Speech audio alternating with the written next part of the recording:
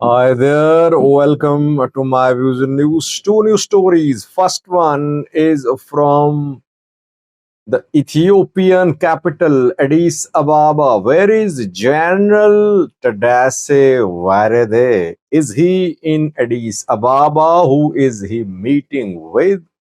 Which meetings are underway? Tadesse, by the way, I've been saying, is now the key man in Tigray.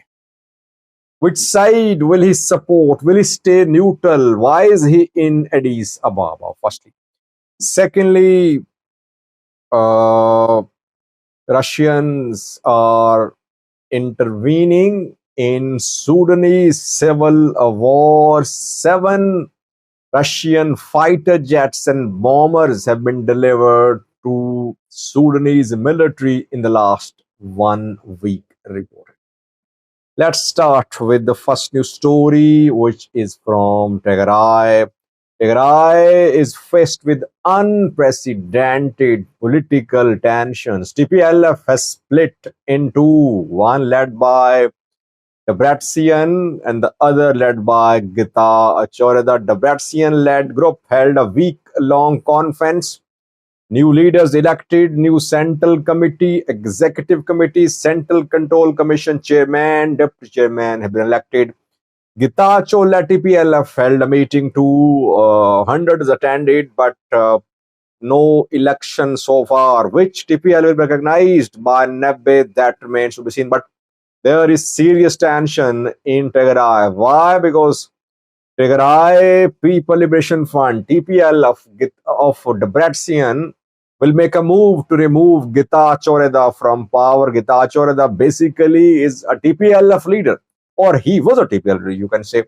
TPLF nominated him for the slot of Tigray interim president. Now, when he is no more part of TPLF, TPLF would not like him to be in power. So, coming days, very tense, I think, would be in Tigray.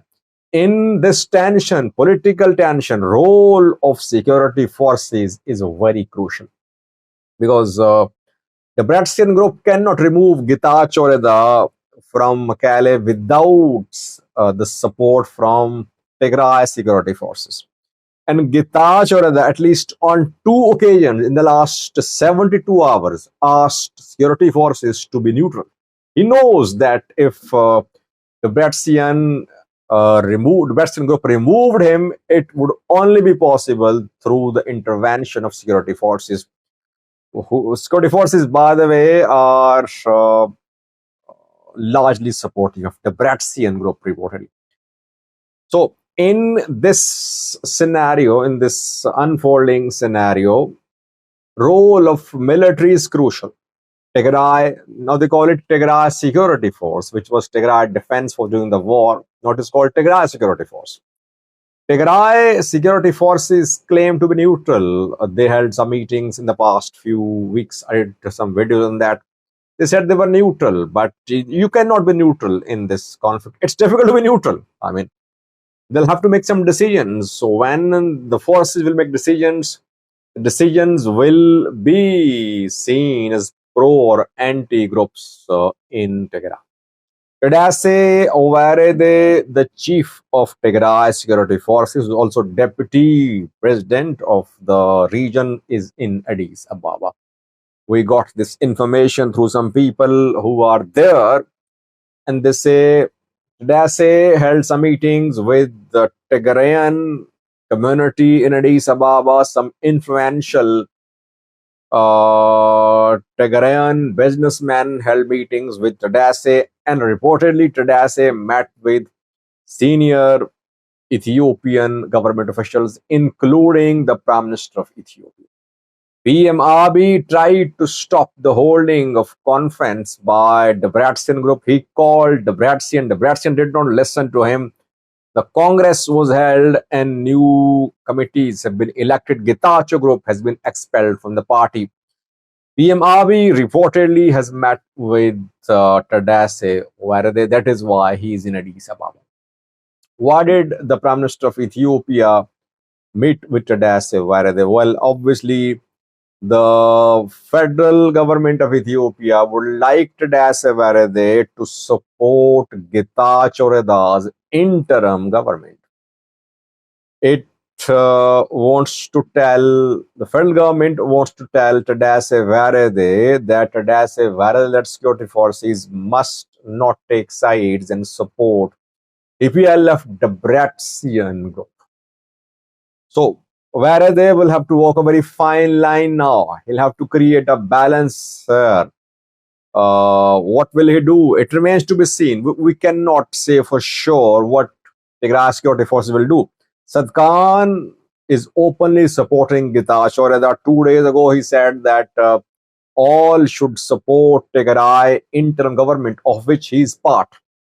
He's also deputy president, head of democratization wing of Tigray interim government. Sad Khan clearly, openly pro Getachew Reda. Tadesse Werede is silent, but he remained pro Debrecen in the past. When Debrecen wanted to be appointed as president for interim period, he supported Debrecen, but Team Abiy refused, and that is why Getachew was appointed as Tigray interim president. By the way, whether security forces take sides or not in Tigray, you'll see security forces will emerge as a major player in Tigray. The political tension in Tigray will indirectly strengthen the position of Tigray security forces, which is not very good, by the way.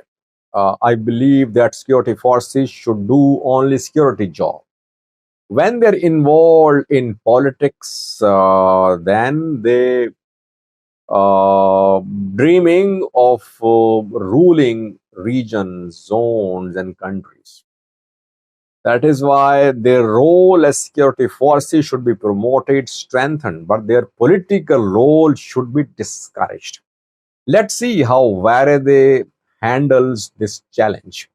But he's in Addis Ababa, and if we get further information, we'll share that with you.